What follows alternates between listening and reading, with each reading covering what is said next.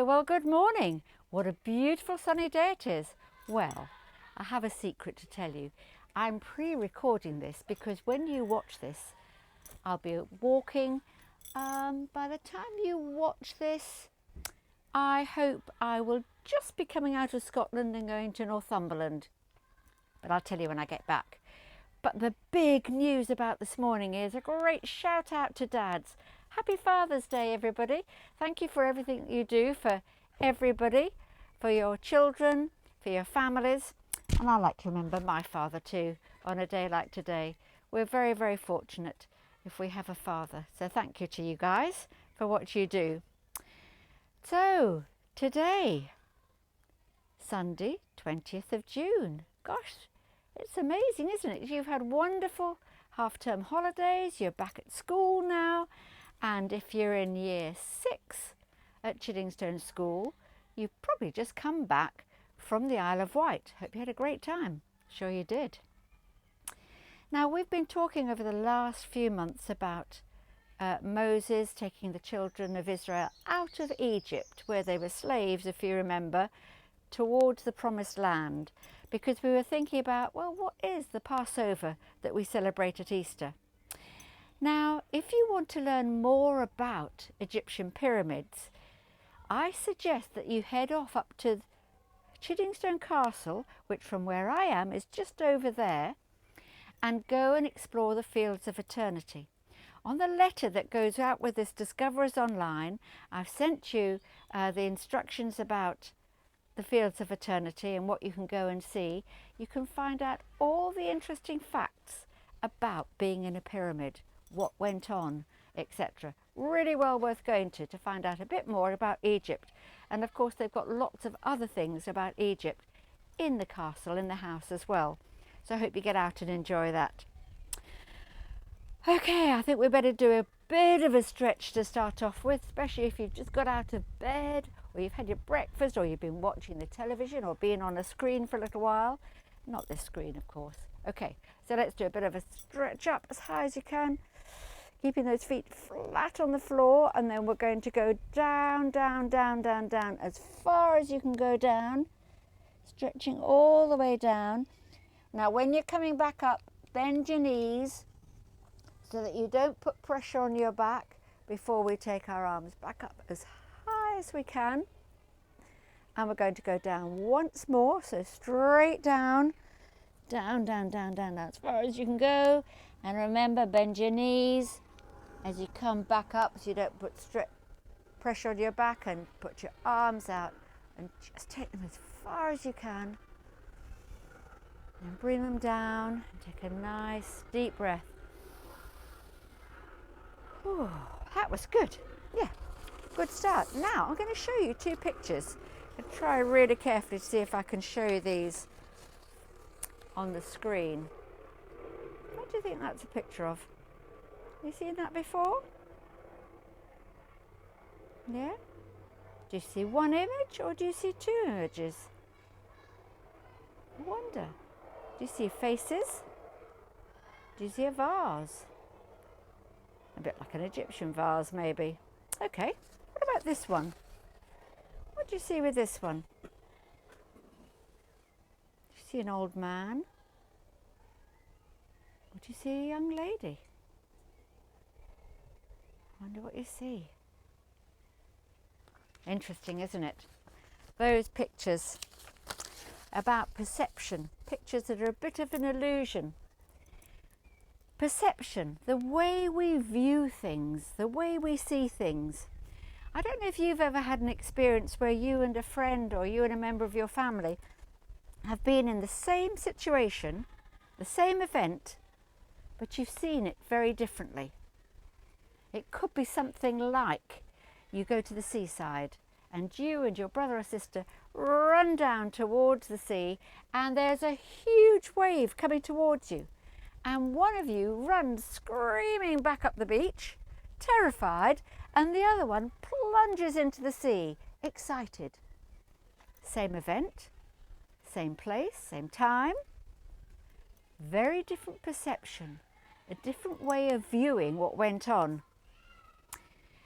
Well, today we're going to be thinking about different perceptions. Now you remember when we left the Israelites at the end of last month, they had gone through the Red Sea, and you remember how this amazing wind blew at just the right time to divide the waters so that the Israelites walked through, the men, the women, the children, all their animals, they got right across to the other side, and then the wind changed direction. So the Egyptian soldiers who were following them couldn't get across and couldn't get to them. That was an amazing start to their journey. They were free. They were free from the Egyptians. They could go on now to the promised land, this beautiful country that God had said, this is just for you guys. But it didn't work to plan, you know. There were grumbles, there were moans, there were arguments. There was all sorts of stuff going on, and so a journey that could have taken them less than a fortnight, less than 2 weeks, less than I'm going to be away on holiday, actually took them 40 years. Now 40 years is probably about the age of your mum and dad, as long as they've been alive. So they would never have known Egypt, the people who were 40. It's amazing, isn't it? Why on earth did that happen? Well, a bit of a problem really with the people who couldn't decide what they wanted. Anyway, eventually, probably about 39 years, they were almost there. They could see it in the distance. And so Moses, who by now was growing old, said, I want 12 people from the 12 different tribes, the 12 different major families of the Israelites. I want one man from each to come and to do a job for me. So 12 people came along to do the job. Moses said, I want you to go out as close as you can to that area, and I want you to spy and to see what is it like. Can we win a battle against them? Can we take ownership of that land? So off they went, all 12 of them went off. Now when they came back, it was very interesting. They'd all been to the same place at the same time, seen the same country, but when they came back, 10 of the men said, oh, it is terrifying. The people there are giants. We look like grasshoppers in front of them. It's terrifying. We can never go there. We won't be able to go.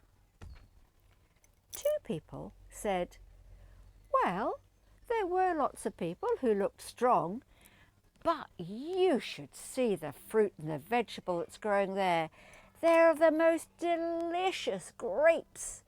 They're succulent, and it's a wonderful place, and we know that with God's help we can claim that land for ourselves. 12 people, 2 different views. And Caleb, one of those people, said, we can do it with God's help. And next month we're going to find out, did they actually make it there or not? I've been thinking hard. What do we learn from this? Well, one of the things I thought is actually it's a little bit about truth, the truth of a situation, not just our perception.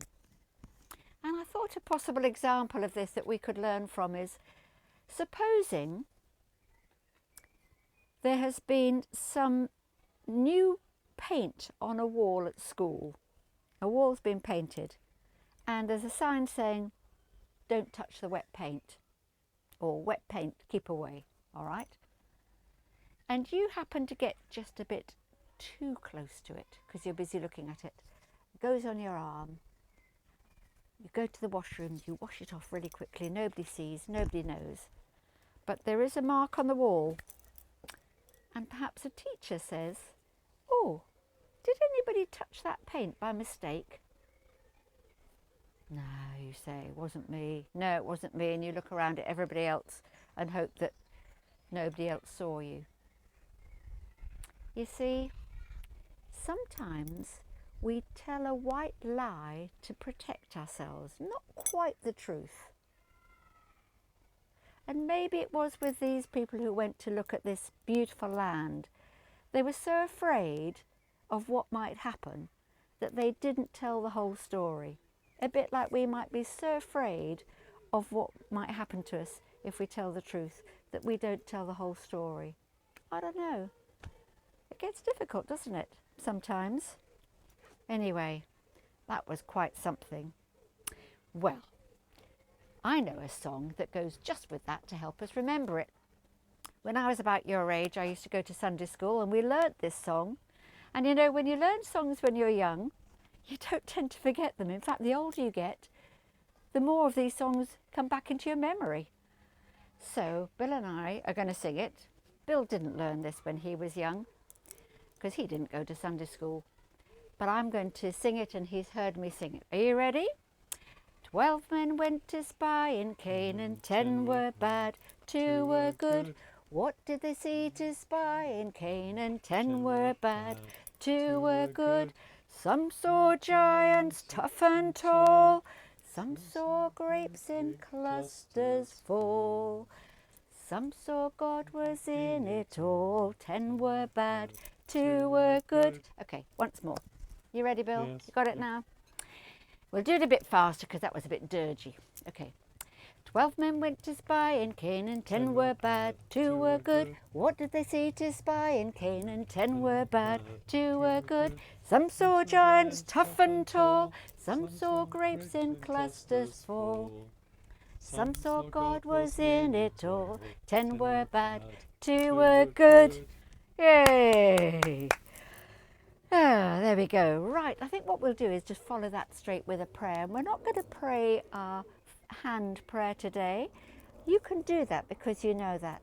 I'm just going to say a prayer for us that God will help us to be truthful and to always be honest about what happens.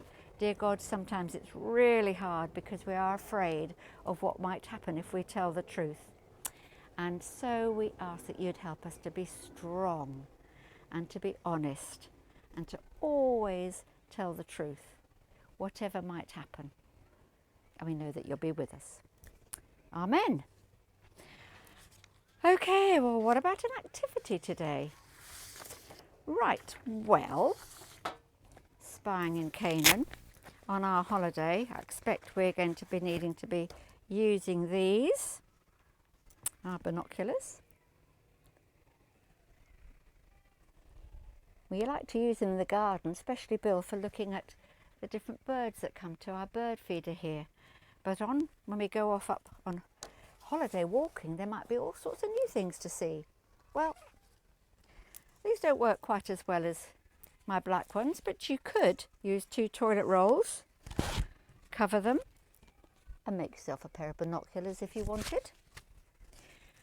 On the letter that I've sent to you, you could make a periscope, and if you do, please would you send me a photograph of it, and I hope it works. It looks really good fun, but I didn't have 2 mirrors to make it with, but I might have a go another time. But the other thing you can do is you can do some secret agent invisible writing. So what you need, well, I've got a lemon squeezer, but you can squeeze yourself. And you need some lemons. Now these are old lemons that look pretty ropey on the outside, but they've still got plenty of juice inside. And you do enough to put into a sealed container. Okay, so I can keep that covered.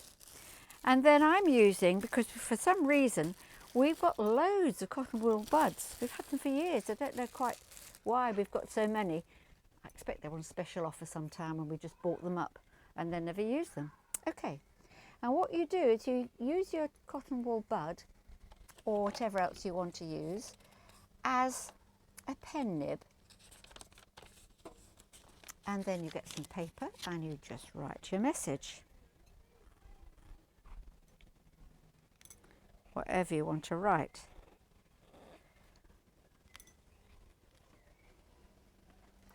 Okay, done my message. Now you then leave that to dry.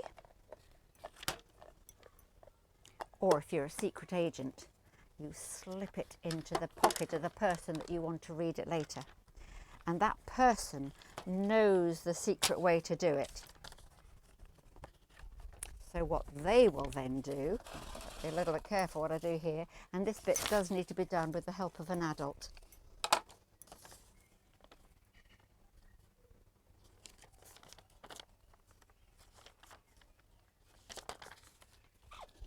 You get a hot iron and you hope it works. You have to do quite a lot of ironing. So it's beginning to come out. I can show you one I did earlier. It's not very, doesn't come out a huge amount. Can you just about see that? That says come here. And this one, if I kept doing it, would say, have a good day. You can hardly see it like that, but the secret agent reading it can read it immediately. So you could do some secret messages for your friends, as long as they know how to break the code. Another thing you could do that I've just thought about is you could write some codes of your own and send messages and see if people can crack the code. Okay, you could be a secret agent and do some exploring, investigating, find out what's going on, and sending secret messages. Okay, well, we're now going to sing together, and we're going to sing My Lighthouse, because one of the reasons that Moses sent those 12 men to spy on the new country is he was looking for direction. Is this the right way to go? And My Lighthouse is a song which is all about how we look for the right direction, shining so that we can see. And I think I've said before that sometimes, you know, we hear that direction, God speaking to us, by the things that come into our gut feelings or into our minds. And we can ask God, please help me to hear what it is, to know the right direction.